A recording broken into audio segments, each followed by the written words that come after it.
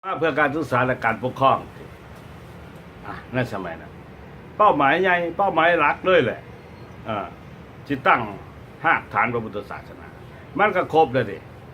พระพุทธเจ้าเองมาบ่ได้ของพระปรินิพพานเนี่ยก็มีพระบางเป็นตัวแทน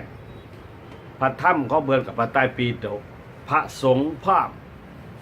พระสงฆ์นี่ก็มาพร้อมพระเทพลังกา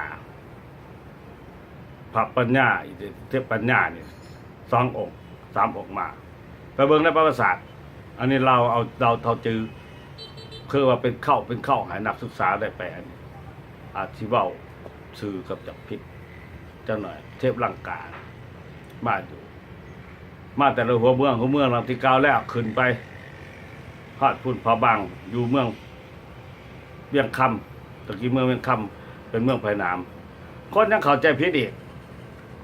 เวียงจันทร์ว่ามันเวียงคำไหนตัวเวียงจันทร์กับเวียงจันทร์จันทบุรีศรีสัตนคณหุตอุตตมราชธานีเป็นเมืองซ่อนทับกันอยู่หันตั้งแต่หึงแต่ยังแต่หลายยุคแต่ว่าเมืองที่มันกว้างใหญ่ไพศาลตั้งแต่เริ่มพระเจ้าชัยเชษฐามานี่บ้านเมืองเวียงคำนี่มันเป็นเมืองอีกเมืองหนึ่งเป็นเมืองไผ่หนามมาตั้งแต่สมัยพระเจ้าฟ้างุมคือกันแยกเอาให้มันได้ระหว่างเมือง2 เมืองนี่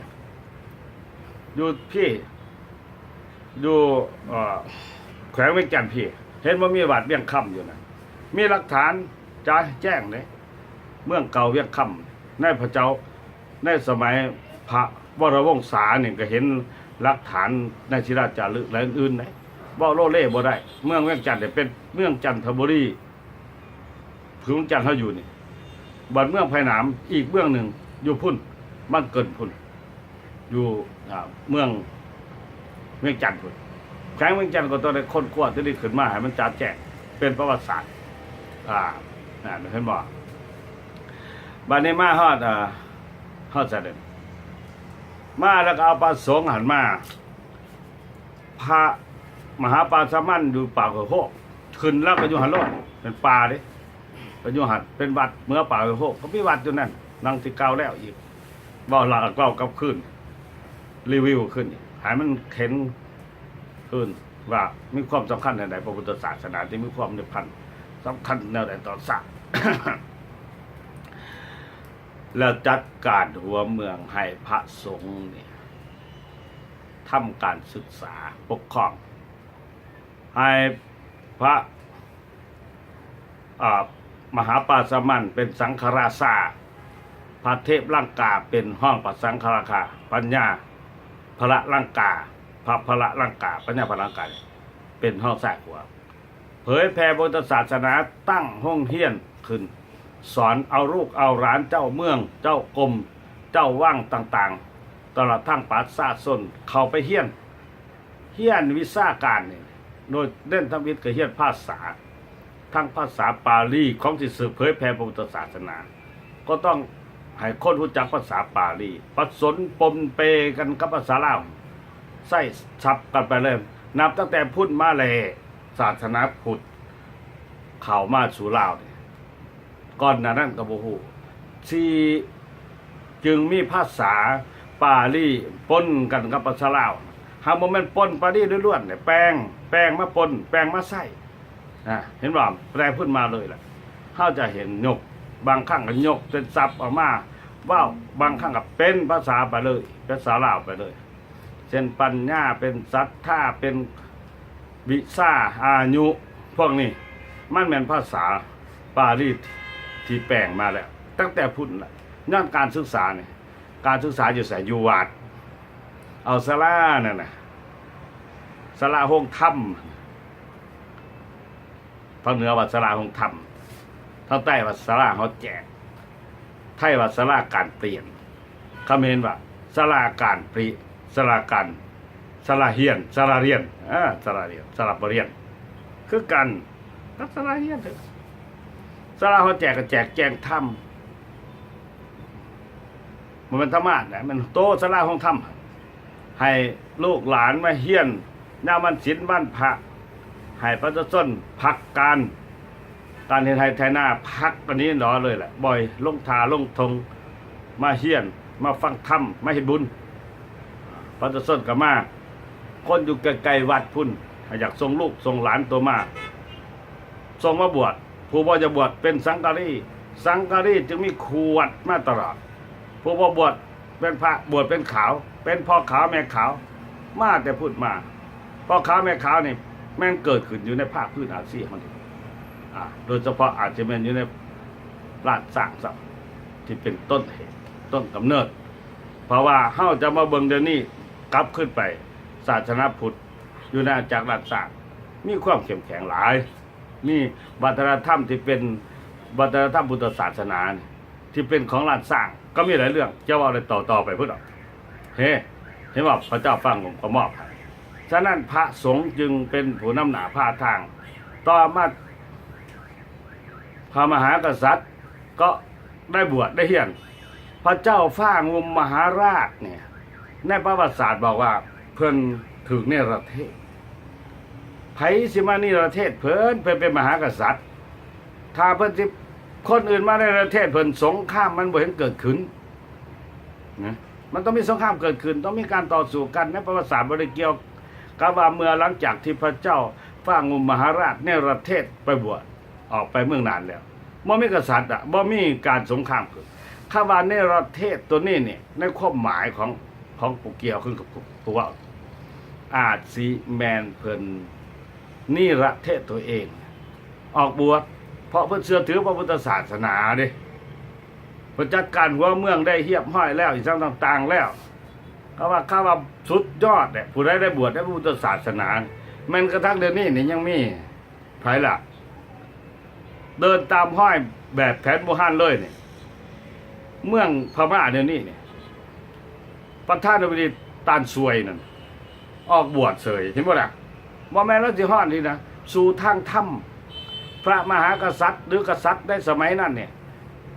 ถ้าบ่ทันได้ครองราชย์ต้องบวชถ้าครองราชย์ก่อนก้องบวชครองราชย์แล้วต้องได้บวชพระเจ้าฟ้างุมพระเจ้าไส้เศรษฐาธิราชเป็นหลักแต่ก่อนคราวนั้นพระเจ้า300,000ไทยไตผู้วนาถเป็นลูกและบวชแน่นอนต่อมาหลานเพิ่นพญาวิสุทธิ์พระเจ้าวิสุทธิ์ก็ได้บวชจนสร้างหอดวัดและอื่นเห็นป่ะจนว่าวัดวิสุทธินราชสร้างพระธาตุวิสุทธินราชสร้างบนท่านแล้วเป็นไหนก็เห็นสำนักคนพระธาตุบักโมในสมัยพระเจ้าวิสุทธิ์พระเทพลังกาพระลังกาอยู่นั่นอยู่วัดนั้นมีการแต่งหนังสือขึ้นมาหลายนับตั้งแต่หนังสือ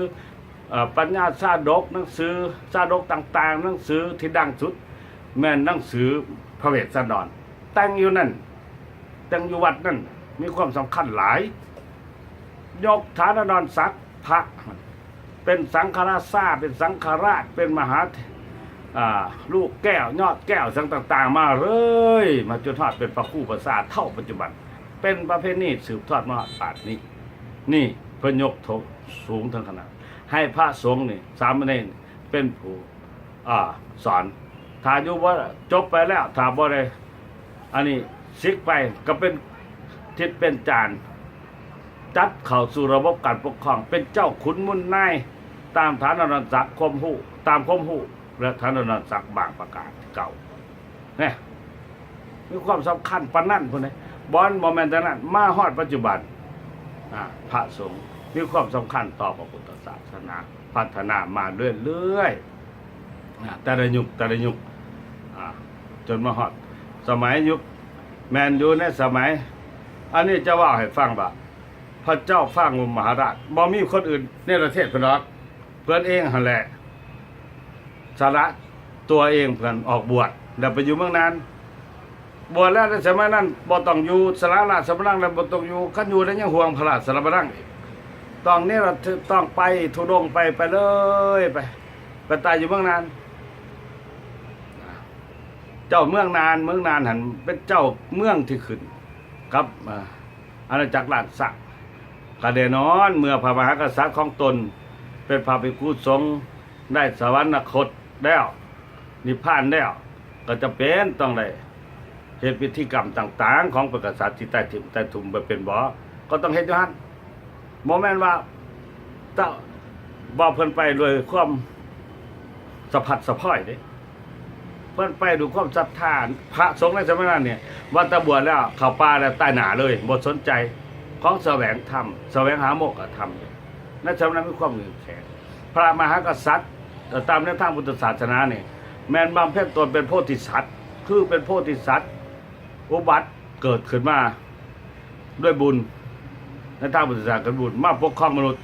เมื่อปกครองมนุษย์ได้สมบูรณ์แล้วก็สร้างบุญสร้างกุศลตนบำเพ็ญตนให้กลับไปสู่เป็นพระโพธิสัตว์ขึ้นนี่แม่นแนวทางพุทธศาสนาแมนอยู่มาหลังจากที่พระเจ้าสาวแสนไทยอีกทั้งต่างๆแล้วมันเกิดเป็นหลานของนางแก้วพิมพานั่นมาเป็นหลานของพระเจ้าฟ้างุ่มเนี่ยมีอำนาจในนครเชียงทองจับกษัตริย์จับพระราชากษัตริย์ต่างๆเสียไปหลายคนเราได้เป็นต้นนี่ก็คือมันยุ่งปุดวายทั้งทำมีศาสนาพระสงฆ์ก็วุ่นวายก็บ่สามารถที่จะปกป้องได้แต่ในที่สุดพระก็ไม่ปกป้องอีกเลยในสมัยนั้นจะว่าให้ฟังหลังจากนางแก้วพิมพาตายแล้วนี่มีพระสงฆ์เข้าเป็นผู้พวกร่วมซอกแสวงหาบุคคลที่มาปกป้องอะไรจากนั้นสร้างเลยจะว่าให้ฟังเห็นว่าประวัติศาสตร์บ่เกี่ยวว่าพระสงฆ์นี่ขึ้นข้องราช2 บ่อนพระสงฆ์ลาวนี่นอกจากช่วยเหลือด้านการศึกษาส่งเสริมพระพุทธศาสนาส่งเสริมศาสตร์แล้วพระสงฆ์ยังมีส่วน เข้าไปจัดการบริหารปกครองพระราชอาณาจักร หลังจากนั่งอยู่หลวงพระบางนี่มันหลังจากนั่งแก้วพิมพา สวรรคตไปเบิ่งอยู่ในหนังสือของท่านดร.สุเนศโพธิสารลอกคนขวดแล้วขออาจารย์กับเป็นคนขั้วขึ้นเห็นพระคู่ขี่หอมเนี่ยได้เข้าไปจัดระเบียบปกครองพระราชอาณาจักรแล้วให้แก่อาณาจักรจำปาสักแล้วเลยตั้ง3 ปีจนหากว่ามันไปคล้องนะแปลว่าควบคุมไปดูแลกิจการไปตัดสินมีอำนาจนะมันจะเป็นนางเป็นเจ้าพระราชาหรอกแต่มันโมมีไผแล้วเพิ่นก็ต้องเป็นพวกเบิ่งแง่งกิจการบางอันที่มันควรจะเห็นพระสงฆ์มีความสำคัญในพระสงฆ์ลาวเนี่ยเห็นในประวัติศาสตร์ปรากฏเห็นมี2โดยเฉพาะให้เห็นกันจ้าแจ้งในแม่นพระคู่ขี่หอมพระคู่พ่นเสม็ดประวัติศาสตร์จะกล่าวถึงเซยบักละลายบอล2 ฟอกฝั่งแม่น้ำของสร้างเมืองแสนบ้านอาจารย์อยู่นี่เมืองแสนเมืองคงขมเมาสร้างหางคอดสร้างเสี่ยงแต่งสร้างพนมเปญและอื่นๆนี่พระคู่ขี่หอมนี่มีความสำคัญต่อประเทศชาติอย่างหลวงหลายต้องลูกหลานลาวเนี่ยต้องได้ศึกษานอกศึกษาเนี่ยต้องยกย่อปอปั้นต้องอะไรอย่างอยู่เชียงขวางอยู่เชียงขวางเลยอยู่เมืองขงวัดกลางขงยังมีพระธาตุอยู่นี่มีธาตุอยู่นะอยู่วัดอยู่เจ้าประสาทนครนครพนมแล้วก็อยู่หางคอนบ่ปรากฏเห็นอยู่ที่เชียงแตงแต่เมื่อเชียงแตงเนี่ยจะแล้วไปเบิ่งอยู่วัดหางโคที่วัดอยู่นะฮะวัดกระพุ่นหรืออื่นต้องได้ศึกษานี่พระสงฆ์มีความสำคัญหลายว่าจุดแรกเนี่ยเห็นว่าเขาจะเห็นแล้วแหละว่าเนี่ยซ้ำนี่ก็ถือว่าเข้าใจแล้วแหละว่าพระสงฆ์มีความสำคัญต่อประเทศชาติพระพุทธศาสนาด้านการศึกษาศาสนาประเพณีวัฒนธรรมเรื่องประเพณีนี่ยังบางที่ก็จะได้ว่าให้ฟังบักหลายๆเลยการนบการขาบการใบเรื่องศิลปะนี่บ่ศิลปะลวดลายต่างๆนี่ศิลปะแม่นกระทั่งศิลปะลายได้มวยเขาเรียกว่ามวยวัดดนตรีต่างๆเกิดที่วัดทั้งนั้นเลยมีความสำคัญหลายเดี๋ยวก่อนที่ข่าวสู่สินไส้เนี่ยสิเว้าเรื่องไหนสินไส้คนเล่าไปฮอดใสสินไส้ไปฮอดหักจะได้ตอบว่าสินไส้มันเรื่องของไปเรื่องของเล่าเรื่องของไปจะว่าในภาคต่อไปบอกว่าคนเล่าไปฮอดใสสินไส้ไปฮอดหักเนาะ